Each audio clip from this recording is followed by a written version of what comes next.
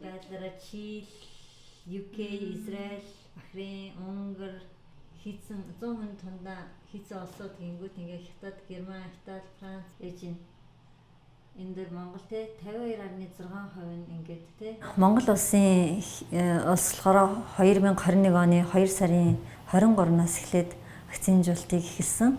За энэ вакцинжуулалтыг эхэлснээс хойш одоогийн байдлаар 1.9 сая хүн вакцинд хамрагдсан буюу нийт хүн амын 60.1% вакцинд хамрагдсан байж байна. Үүнээс 1.7 сая хүн нь вакциныхаа бүрэн тонд хамрагдсан буюу нийт хүн амын 53% нь вакциныхаа 2 дугаар тонд бүрэн хамрагдчихад байгаа. Тэгэхээр энэ вакцинд хамрагдахад бол бид нэр үндсэндээ нэгдүгээр болохоор COVAX хөтөлбөрийн хүрээнд вакцинуудыг хүлээж авсан. За энэ бол 231 мянган гаруй тонн хүн том вакцины хүлээж аваад байж байна. За хоёрдугаар нь болохоор хандив тусламжаар 450 мянга гаруй тонн хүлээж авсан. Бүгд найрамдах энтэг болон бүгд найрамдах дэвтэр дардуулсаас вакцины хүлээж авсан.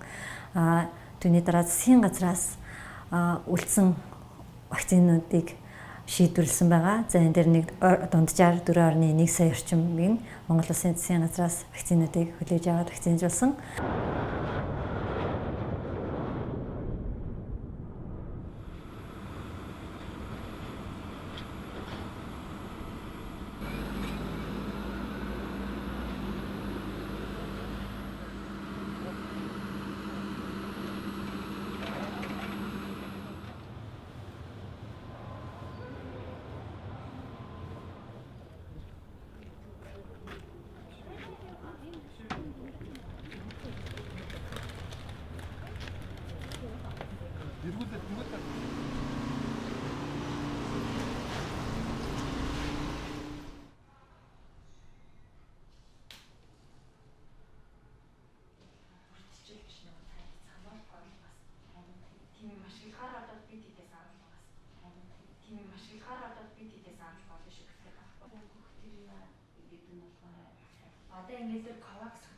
Цаашдаа тулгамдж байгаа асуудлууд бол энэ дээр маш их чухал байна.